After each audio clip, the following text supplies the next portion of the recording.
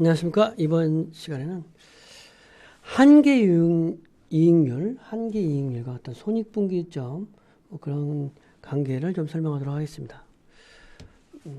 어떤 투자를 함에 있어서 투자를 하면 이제 한계이익률이라고 하는 것은 어떤 이익을 통해서 고정성 변동비를 제외하고 고정성 비용은 고정 비용은 감당할 수 있는 이익, 이런 부분까지가 이제 어떤 한계 이익이 되는데, 그 한계 이익률을 좀 설명하도록. 그러니까 비용에는 고정비, 변동비가 있는데, 이 어떤 변동비는 매출액에 따라서 늘어나니까 이거는 좀 곤란하도 고정 비용은 감당이 돼야 어떤 이익이 되는 거죠. 그래서 고정비를 커버하는 변동비를 제외한 매출 이익에서 변동비를 뺀 어떤 고정비를 커버할 수 있는 이익이 어느 정도인가.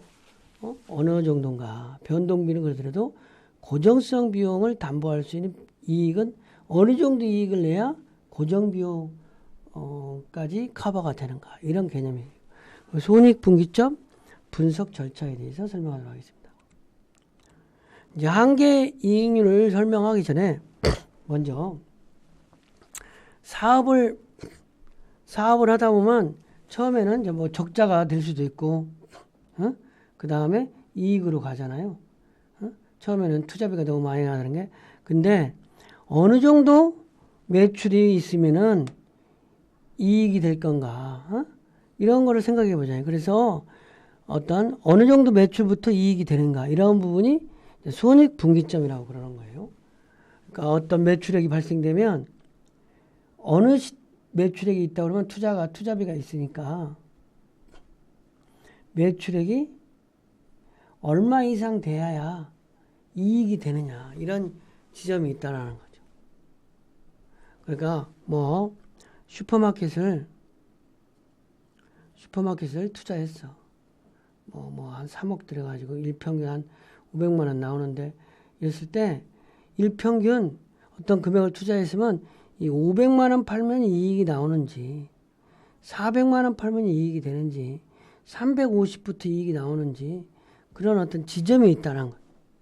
그 지점이 손익분기점이라고 한다. 그래서 손익분기점이란 총 수익이 그 수익을 획득에 지출된 총 비용을 회수하는 상태. 그래서 매출액과 총 비용이 일치하여 수익이 제로가 되는 지점. 350까지는 딱 제로가 되는데 350 이상부터는 뭐 흑자가 된다든지, 이렇게. 그 이상 올라가면 이익이 발생되는 기점이나 이치를 손익분기점이라고 한다는 거죠. 그래서 손익분기점을 이렇게 그림으로 보면, 매출액하고 이 어떤 이익, 여기 어떤 수량이 있다고 그러면은, 이익선은 매출액이 올라가면 이익은 이렇게 올라가겠죠. 매출액선. 매출이 올라가면 이익이 올라가니까 이렇게 올라가고. 비용은 매출이 발생되든 안 되든 고정성 비용이 있어가지고 고정비용, 여기부터 시작하는 거예요. 매출 하나 비용이 이만큼 나가니까. 그렇죠? 그런데 변동비까지 포함해서 이 변동비가 있으니까 변동비를 포함시키면 비용 곡선이 이렇게 된다는 거예요.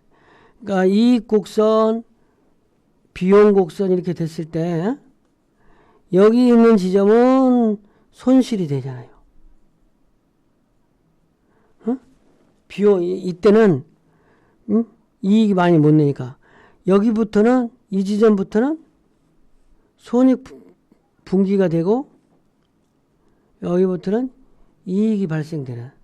그러니까 여기가 뭐 금액이 100만 원, 200만 원, 300만 원, 300만 원 이상 되면은 이익이 발생된다. 이런, 이게 수익 부분이라는 거예요. 요 지점이 브레이크 이븐 포인트다. 그러니까 손익분기점이라고 그러더라고요. 손익분기점. 이익이 제로가 되는. 그러니까 수익 마이너스 비용이 0이 되는 이 지점. 이 지점을 넘으면 이익이 발생되니까. 그래서 손익분기점을 분석하는데 손익분기점 분석 절차가 있다. 그래서 손익분기점을 분석하기 위해서는 먼저 총 비용에 드는 비용을 고정비와 변동비로 구분하는 거죠. 그러니까 고정비와 변동비로. 그러면 점포를 예를 들면 점포 운영에 들어가는 고정비는 뭐예요? 점포에 드는 고정비라고 하는 거는 임차료 이런 부분이에요. 변동비는 뭐 수도광열비 이런 거. 그래서 예를 들면 점포를 운영에 들어가는 비용에는 초기 비용과 운영 비용으로 구분하는데 초기 비용이라고 하는 거는 또 초기 비용은 건물 취득, 공사 비용 이런 거고 운영 비용은 임대료, 재료비, 인건비, 수도광열비, 광고비 이런 게 운영 비용인데 이 운영 비용 중에서 고정성 비용과 변동성 비용으로 좀 나눠볼 필요가 있다는 거죠. 응? 먼저 손익비용의 총 비용을 고정 비용과 변동 비용으로 나눈다. 그래서 고정 비용은 임대료. 그러니까 매출액에 따라서 변동되지 않고 매출이 있건 없건 지출되는 비용이 고정비가 되는 거고 매출이 증가함에 따라서 많이 늘어가는 원재료비라든지 어떤 재료비나 수도 광열비. 그래서 고정비라고 하는 거는 매출액에 상관없이 일정하게 발생되는 비용으로 임대료, 인건비, 수도 광열비, 지급이자. 변동비란 인건비는 이 인건비하고 좀 다른데 변동비란 매출액의 변화에 일어나는 비용. 재료비, 판매활동비 주로. 인건비는 뭐 고정비일 수도 있고 인건비일 수도 있고 매출이 많이 발생함에 따라서 인원을 더 써야 되잖아요. 그러면 이 인건비는 변동성 비용이 되는 거죠. 그래서 먼저 손익분기점 할 때는 먼저 비용을 총 비용이 있다 그러면 비용 곡선이 있을 때 이 비용을 고정성 비용인가 아니면 변동비인가 구분할 필요가 있다. 그래가지고 물론 총 비용은 고정비, 변동비 합친 게 이제 총 비용이겠죠. 하지만 총 비용은 고정비, 변동비인데 이렇게 나눌 필요가 있다. 그래서 대표적인 고정비는 임대료. 이거 뭐 임대료도 변동비로 할 수도 있겠죠, 물론. 그 다음에 변동비는 판매활동비.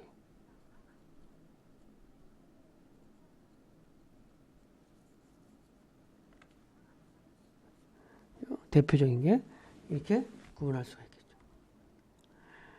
그러면 이제 지금부터는 한계 이익률과 보통 한계 기업이라고 그러면 한계 기업이라고 많이 말 그런 말 듣잖아요.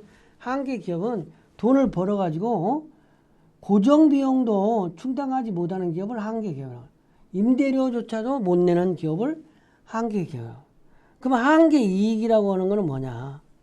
매출액에서 변동 비용을 뺀 것이다. 응? 그죠? 한계 이익이란 매출액에서 변동비를 제외한 거다. 즉 한계 이익은 고정비를 보전하기 위한 이익이다. 고정비 정도는 나와야 된다는 어떤 그래야 변동비는 매출 없으면 안 나가니까. 그러면 자동적으로 손익분기에 가까워지는 거예요. 고정비를 해소하는데 공헌하는 이익이라는 것을 공헌이익이라고 한다. 그래서 한계 이익은 공헌이익이라고도 하는데 이거는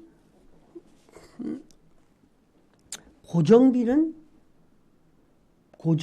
정도는 해결할 수 있는 이익이다. 이렇게 보면 되겠어요. 임대료는 나와야 된다는 거죠. 그렇지 않으면 한계 이익이 되는. 그래서 변동비는 매출액과 비례해서 발생되는 비용이기 때문에 금액이 아닌 비율을 사용한다. 그래서 변동비 비율은 뭐 5%나 매출액이 5%다. 그래서 매출액이 차지하는 변동비 비율을 변동비율이라고 한다. 그래서 한계이익을 매출로 나누고 100을 곱한 숫자를 한계이익률이라고 한다. 한계이익이 있으면 고정비, 매출에 뭐 한계이익률. 그래서 한계이익률은 그래도 몇 프로, 한계이익이 되려면 이익률이 몇 프로 돼야 한계이익이 되는가. 그런 개념이라고 보면 되겠죠. 그래서 이 구조는 한계 매출액이 100%야, 매출액. 그러면 총 비용이 90%, 이익은 10%야. 그럼 변동비가 60%, 고정비가 30%. 그러면 이익이 10%라고 할 때 이 한계이익은 고정비까지는 해결이 되는, 이 한계이익은 한계이익률은 40%고 한계이익이라는 거죠. 고정비까지는 어떻게 커버가 되는 이걸 한계이익. 이 개념은 되게 중요한 개념이에요. 이거는 공헌이익이라고도 한다고 그랬죠. 한계이익은 공헌이익이라고도 한다. 지금까지 이 내용을 또 학습을 한번 정리해요. 손익분기점이라 하는 개념. 손익분기점은 중요하다. 손익분기점 블랙 이븐 포인트 BP라고 주로 우리가 많이 이용하는 개념인데, 총 수익과 비용이 0이 되는 시점. 그래서 손익분기점 이상부터는 이익이 나는 시점이다. 그런 개념의 손익분기점이라고 할 수 있는 거죠. 그래서 총 수익이 그 수익을 획득하기 위해 지출된 총 비용을 회수되는 상태.